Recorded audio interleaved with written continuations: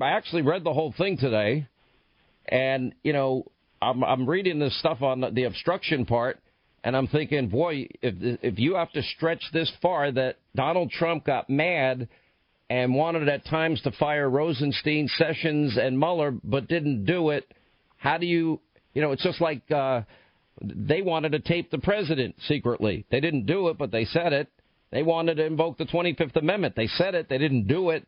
So they want to say he obstructed on something that he thought about or discussed doing but didn't do. Can that ever rise to the level of obstruction, Gregg Jarrett? No, absolutely. I mean, we are not the thought police. We are not the discussion police. We, you know, our democracy and the criminal code says you have to engage in overt acts. And obstruction of justice is a very specific statute. It says you must prove a corrupt purpose. What is that? It identifies the 5 things that constitute a corrupt purpose: a lie, threat, bribe, concealing evidence, or destroying documents. Now, that report found that Trump committed none of those things, which is why there was insufficient evidence to prove obstruction. And on collusion, yes, I've read the entire report myself. All Mueller had to do was read my book, and in fact, the section on collusion looks like it comes right out of my book. I've never read such an exculpatory document.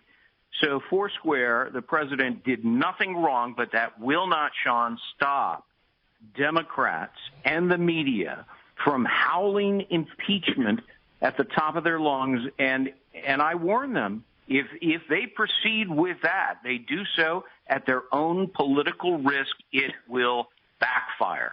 Well, it's a dead issue with the American people. That I can tell you. I mean, if Mueller had it, he would have brought it.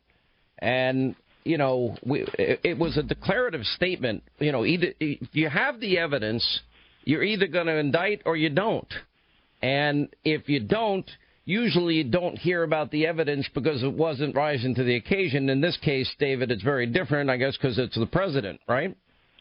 Yeah, that's right. Listen, you've been right 100% of the time on this thing. You were right earlier in the week in predicting what the report would say, and Gregg's right about this impeachment backfiring. But one thing for sure, anybody reads this report and thinks impeachment, they're out of their mind, and they certainly don't have the country's interests in mind. The piece reads in many ways like a gossip piece or certainly a political piece. Never before do you see a decision not to prosecute couched in these terms. Well, we would say if we had evidence for sure that he didn't commit a crime, and we're not saying that. That's absolute nonsense. But you knew when he picked the team, when Mueller picked the team that he did, that they were political animals, rabid anti-Trumpers, and that they would put disparaging remarks in there to justify themselves and for the press and Congress to pick up on. But listen, it's all a farce now. They want to blame Barr. Well, how about Rosenstein? That was their man. He's the one who wanted to use the 25th Amendment to get rid of the president. They loved him then. They didn't want him fired. Rosenstein has said no evidence of obstruction of justice. So don't put it on Barr. You've got the report now. This should be put to bed. Let's get on with policy.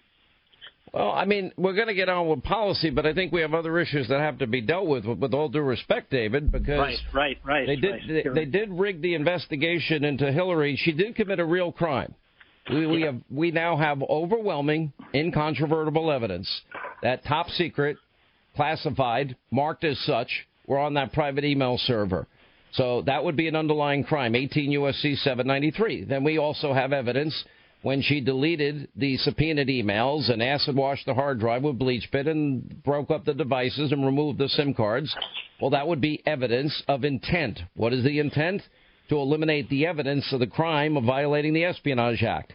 And then those people that rigged that investigation should also be held accountable. Those that allowed an American to lose their constitutional rights and to spy on the Trump campaign based on a phony, unverified, bought and paid for dossier, well, they lied to the FISA court and committed a fraud, Gregg Jarrett. I think that has to be settled. And then they have to settle. I agree. Yeah, go ahead. I agree 100%. The Russia hoax has been exposed for what it is. The witch hunt is now officially ended. And now the real investigation, Sean, as you state, should begin in earnest. It's been going on with Michael Horowitz, the Inspector General. But now that Attorney Barr has this behind him, I think he will look quite seriously at the acts of corruption and illegality that were perpetrated by people at the FBI like James Comey, Andrew McCabe, Peter Strzok, Lisa Page, and also look at the lies peddled by John Brennan, the former CIA director, and James Clapper, the former DNI.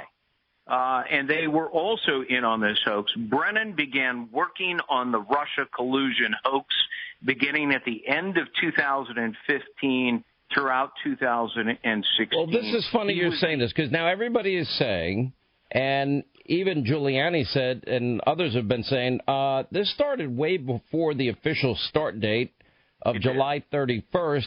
John Solomon said it last night on TV with us, Greg. And so what does that mean? When did it start? It started at the end of 2015 when Brennan began soliciting, principally from the British, but other American allies, information, surveillance information, electronic information. You mean stuff that they couldn't legally get in his position as CIA director? The CIA cannot monitor and spy on Americans. So they farmed it out. They subcontracted out what is illegal to our friends in Great Britain and Australia and maybe Italy. That's right. And they reversed sourced the information, spying on Americans through foreign sources. All of this will be coming out in the months ahead. Well, once that happens, I got to believe that's part of the reason these countries are begging the president not to release the FISAs, the 302s, the Gang of Eight information, and other... That's right. Because you're convinced it'll expose our allies as doing the work for our intelligence community that is illegal for them to do themselves? I absolutely believe that. Is that a crime to outsource something like that? If your true purpose was to spy on Americans, absolutely it's a crime. What about the 350% increase in unmaskings that took place in 2016, an election year? Also a crime. It's a crime to unmask the name of someone without a legitimate purpose, and then it's an additional felony to leak it to the media. And that's part of the criminal referral by Radcliffe and Nunes and Meadows and others. And that's going to be explosive when that comes out.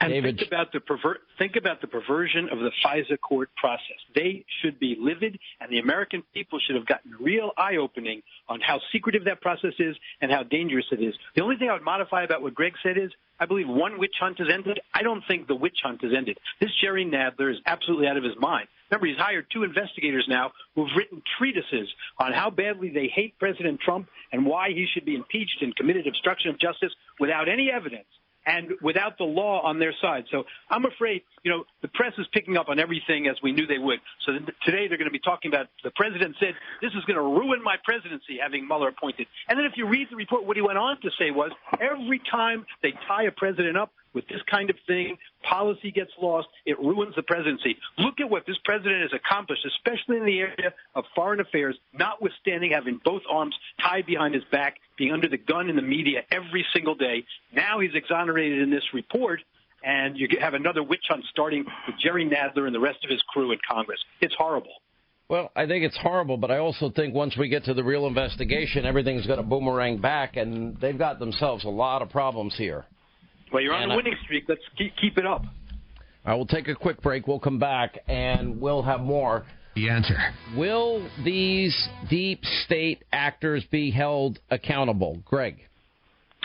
Yes, they will. And I would like to see action taken against 2 other people. It's inconceivable to me that two people named Glenn Simpson and Christopher Steele could hold this nation and a presidency hostage with the funding of Hillary Clinton.